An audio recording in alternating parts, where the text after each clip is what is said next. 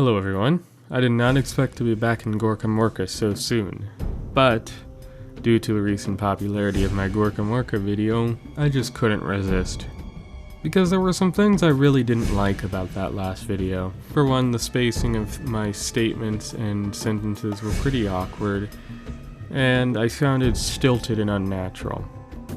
Granted, cut me a little slack please, it's hard to improvise and also do orc voices. The improvisation came from the intros and the outros and stuff. I'm not really trying to be like super special with a script or anything here.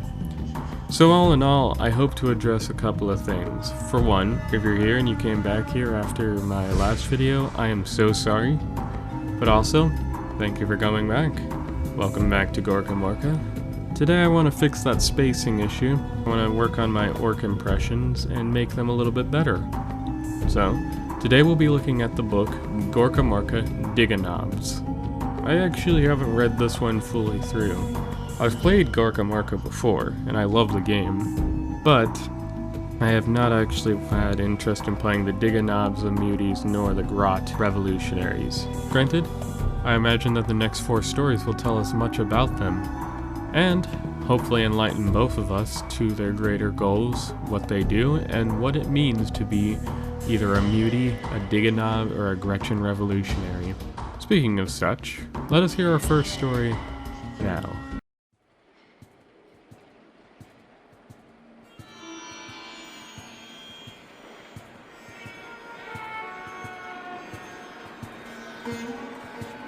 Are you listening, you worthless youth?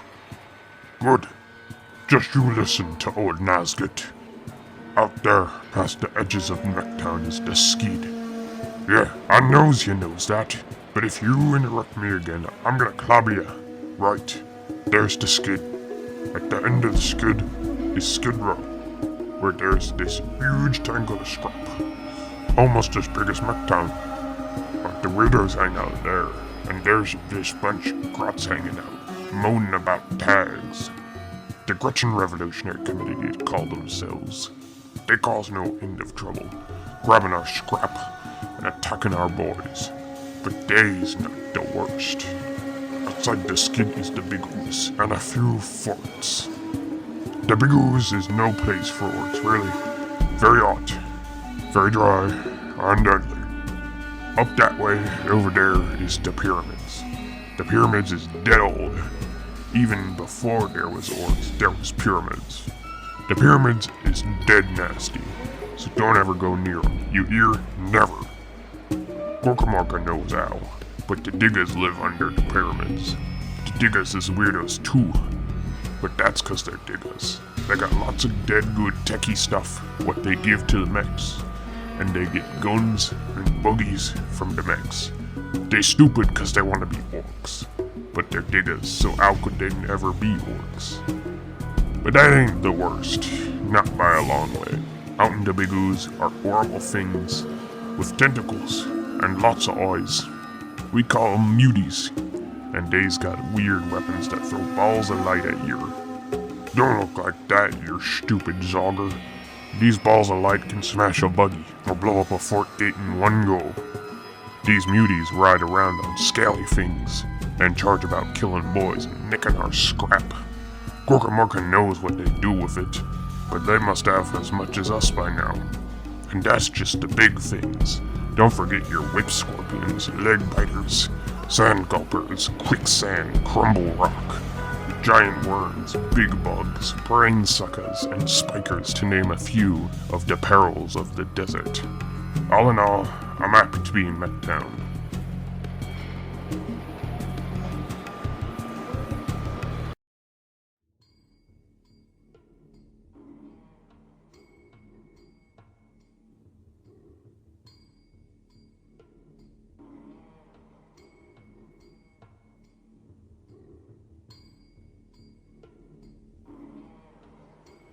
As Octavius gripped the bulky Shuta to his chest, cradling the wondrous gun in his arms, the Digganobz glanced around him, the wind whipping his scalp lock to his face as the truck bounced along the upside.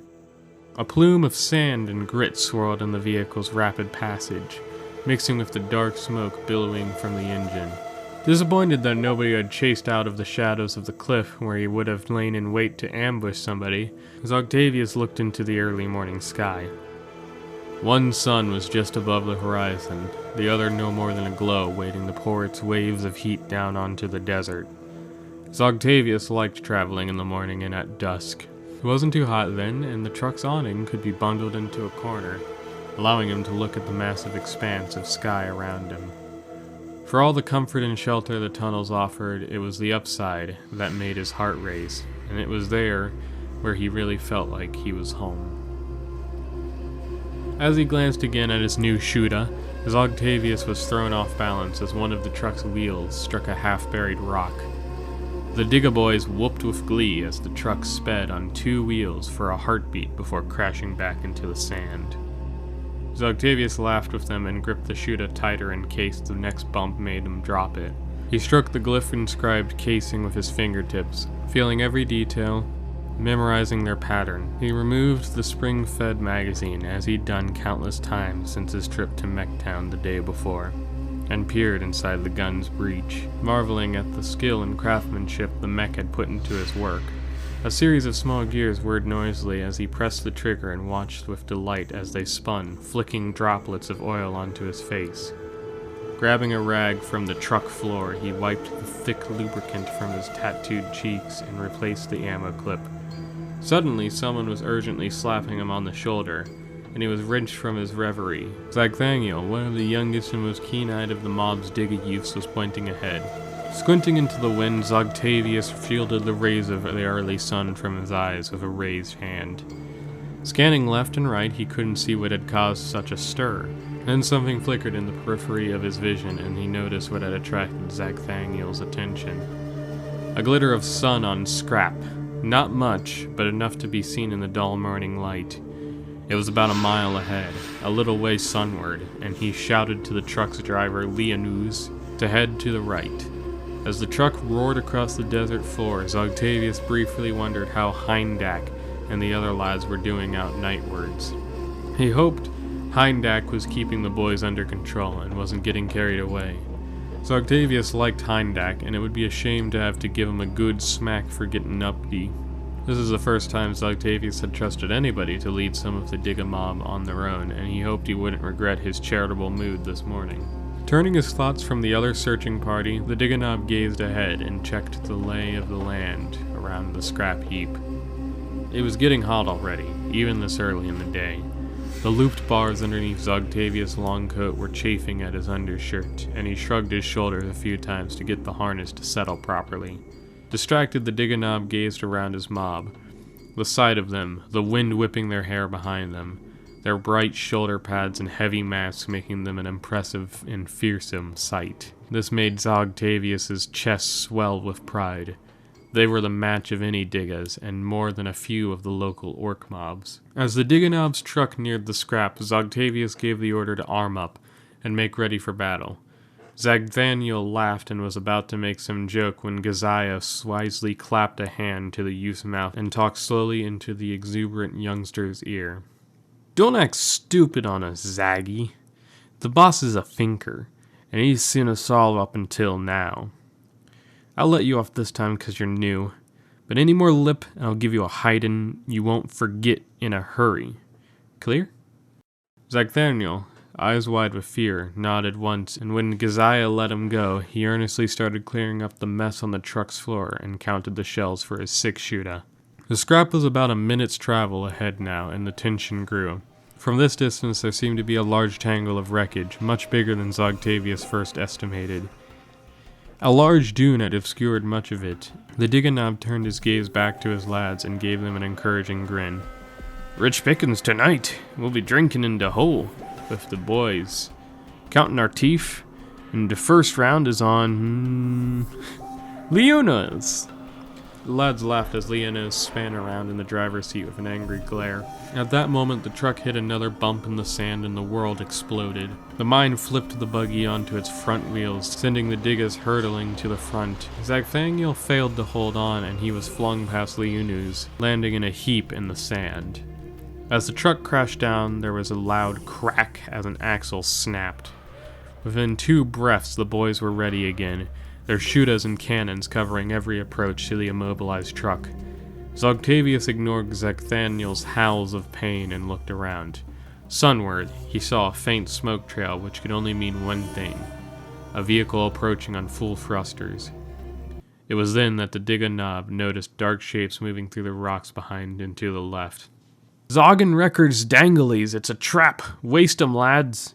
The Diggas opened fire as the first of the Morkers burst from cover, a cannon blazing in his hands.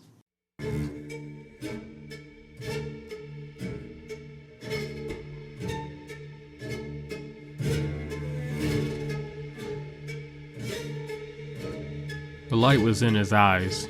He hated this part. Something primal in him always wanted to scuttle away to a dark place whenever the strong light was shining on him. Forcing himself to remain calm, Gilscab studied his feet carefully. From beyond the light, voices murmured, so low that he couldn't hear what they were saying. He had no doubt that they were discussing his rebel grot mob's latest raid. It hadn't gone as well as he'd hoped, but then again, it could have gone a lot worse. If he had known that there would be so many of those burly Morkers there, he might have well tried to refuse the mission altogether. As it was, the battered remnants of his mob had barely escaped with their lives. Finally, he looked up sharply when his name was called out. Within the shadowy tangle of girders, it echoed weirdly, making it hard to pinpoint the exact source of the voice. "Gilscab, we want to know exactly why you failed to complete your mission. How come the orcs survived your attack? I heard that you said that your lads would have no trouble dealing with a few stupid orcs." Gilscab winced as he heard his own words thrown back at him. It had seemed easy then. Ambush a few orcs, wreck a couple buggies, pick off any stragglers. What could be simpler? He had pulled off a dozen of such ambushes in his career. This one had been different. For a start, there had been twice as many orcs as he'd been expecting. Worse, they had been well armed and ready for trouble. His surprise attack just hadn't surprised them, and things had gone downhill from there. "Well, first we cunningly found out which way they was going, so we could ambush 'em. Didn't the lads? As I remember, we told you where the orcs was gonna be." A different voice interrupted him. Yeah, well, acting on your instructions, all the lads laid a dead cunning ambush. We was up in the rock sea, and when the orcs come around the corner, we jump out on 'em and try to wreck their buggies. Shake 'em up. Orcs without buggies is like... Before he could think of a suitable aphorism, he was again interrupted. "You tried to destroy their buggies?" Yeah, of course we did." Gilscab was thrown a little by this line of questioning. "I mean, buggies is a resource, isn't it? We've got to keep them out of the orcs' hands, ain't we?" "Of course. But what you don't understand is that they are a resource to us too. The committee is trying to capture buggies, and you are trying to blow them up." The voice sounded weary. The sibilant tone and quiet, patient manner set Gilscab on edge. He wished fervently that this was over. "But we was told that we should always try to blow up Orky." "Things change, Gilscab. Things get decided. That was then, Gilscab. This is now. Revolution don't stand still.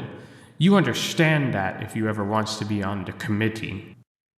Gilscab swallowed hard. He was sweating freely. Only one hope remained to him.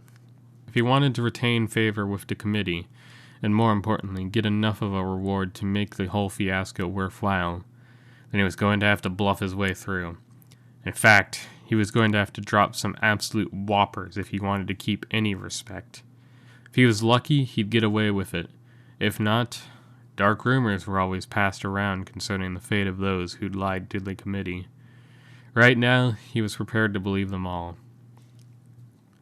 "Like I said, we jumped out on the orcs and wrecked a couple of their buggies, then. How many buggies?" Two buggies. Then all the orcs piled off and we started shooting at them. First of all, you sure you wrecked 2 buggies, Gilscab? Beyond the lights, Gilscab thought he could see the glitter of eyes. He took a deep breath and continued. We got 2 buggies, and the first one blew up, so you probably can't see where it was. The second one was towed away by the orcs as Day was running away. The orcs ran away? Oh yeah. Gilscab tried not to think of the orcs dragging his beloved Big Lugga back to Mechtown, their whoofs of victory receding over the rapidly cooling desert. It was running away. We nobbled 5 or 6 with our surprise charge and the rest legged it. Didn't hardly have to put up a fight. 5 or 6, Gilscab? The difference is important. 6, was it? Definitely 6. Like I said, the others didn't hang around long, so we didn't have the time to cop any more. As they legged it, the orcs grabbed their mates and piled them on their buggies. Fort, you already blown up their buggies. And they had a couple of others coming up on behind, didn't they? The Zoggen wind was blowing the wrong way, so we couldn't catch him up and give him a bigger whacking, so he went home. And how many of your lads was hurt in the raid? Only a couple. Let me see now. Giftnot, Dragit, you're only 2. We are impressed. We must see that you get your reward. Stay where you are. Once more the voices dropped to a level where Gilscab could not make them out. He sat there mortally afraid. He had lied to the committee. Of course, this was nothing new, but the enormity of the lies on this occasion were enough to make him truly afraid. Fear came naturally to Gretchen, but normally you could run away from it, or hide until it had passed. This time there was no running away. Any retribution would be unavoidable and all the more terrifying for it. After an age, he was spoken to again. Gilscab, you're a true hero of the revolution, an inspiration to the cause. I am? Gilscab could hardly believe what he was hearing. This was truly incredible. He must be a much better liar than even he thought. No, only joking. You're a worthless specimen of a grat. You must think we're stupid. The voice had lost its previous menacing tone and was now cackling merrily. Even in his petrified state, Gilscab vaguely thought he had recognized it. We're going to teach you a lesson, Gilscab, and you ain't going to forget it. Go on, lads, take him away. You're going down, Gilscab. Too shocked and dazed to resist, Gilscab felt hands gripping his shoulders as he was led from the room.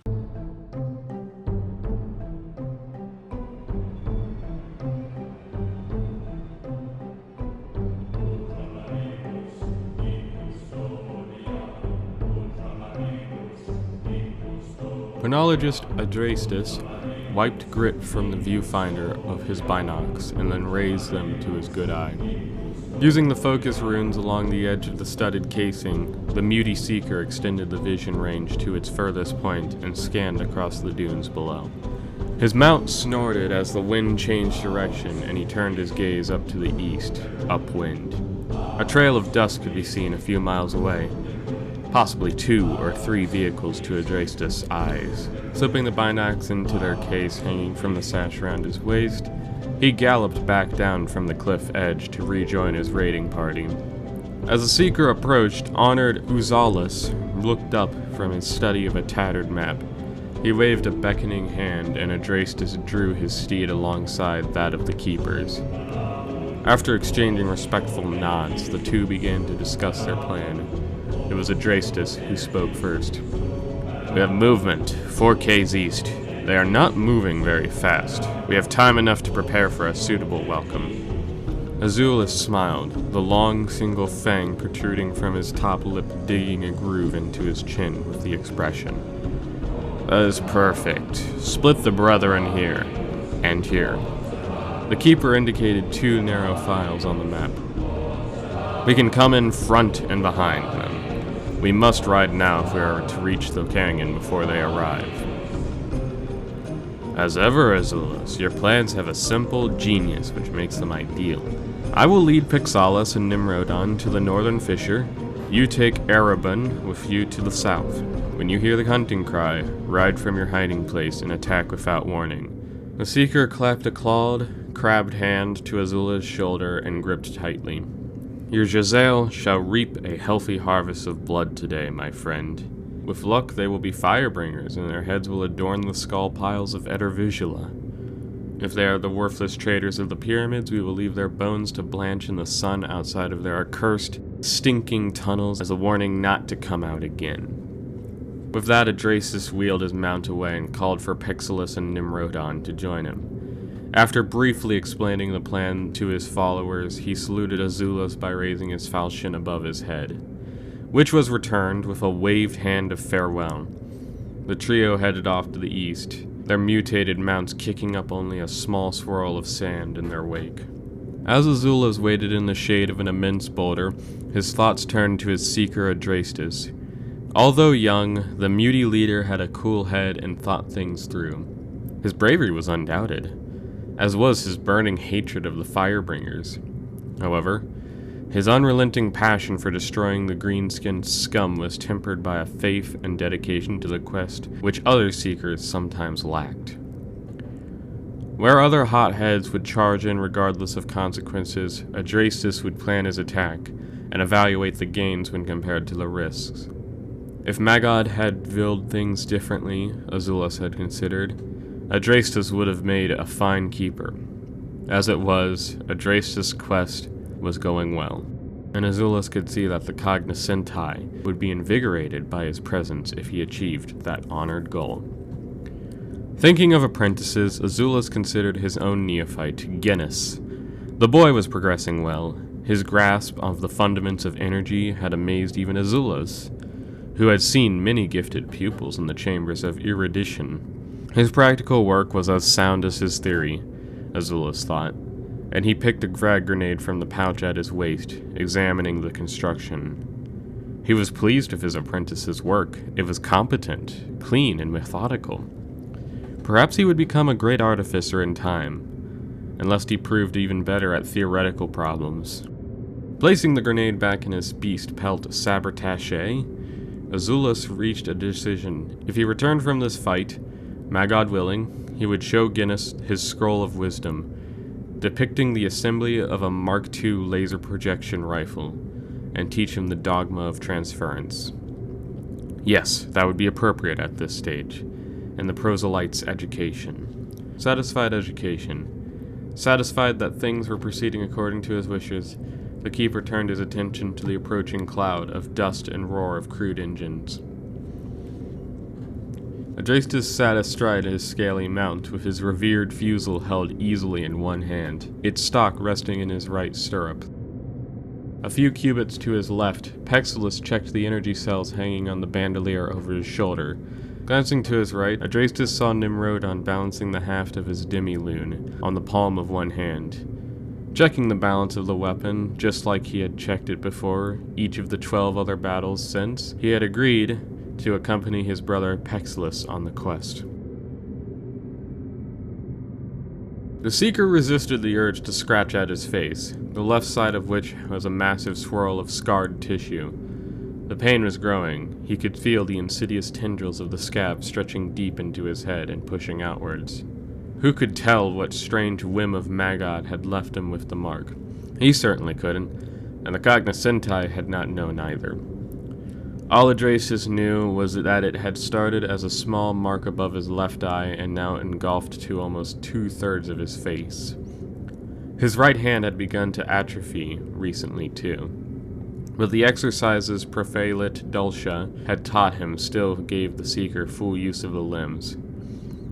How many years would it be until he was blind in both eyes, the pain growing to such a degree that he would beg for release? Others tried to persuade him that the growth was slowing, but the Seeker knew the truth. It would be fatal.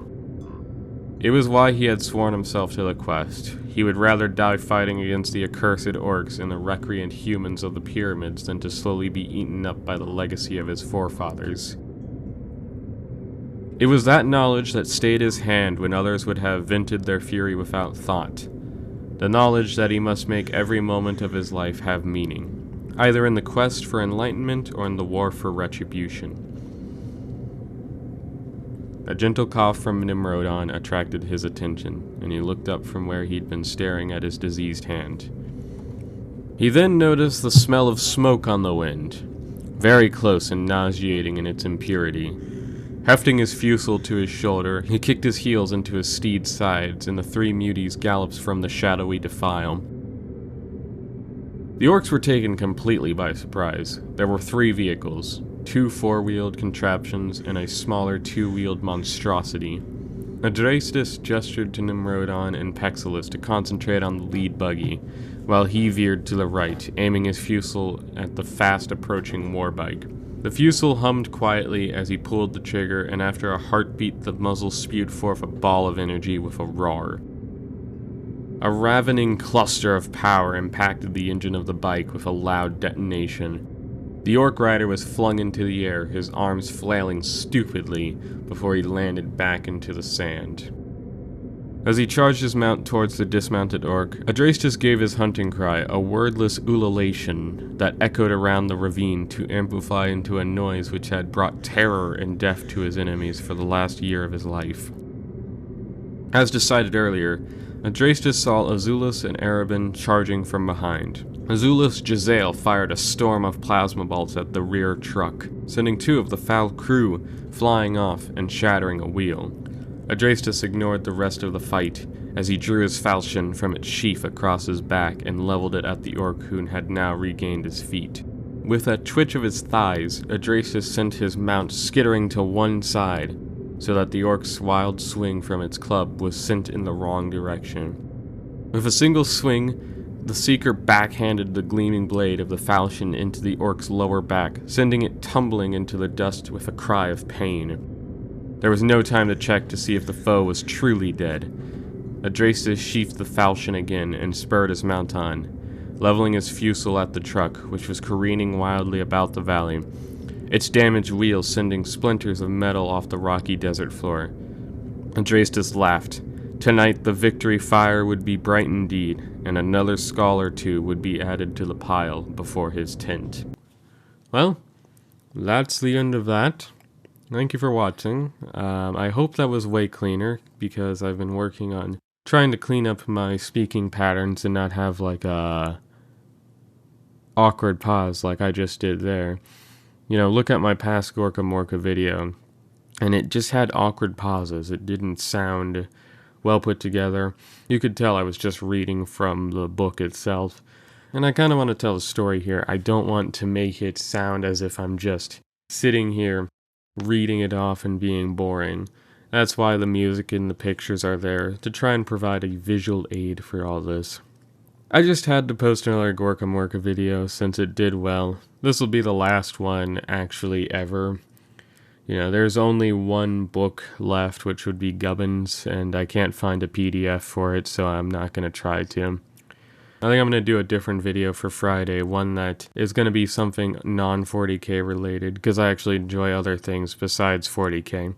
I'm thinking either a storytime video, but also the recent E3 actually looked very interesting, and even if I am just a 21 subscriber channel, I definitely want to give my opinion on it, and, you know, but you gotta talk the talk, you know?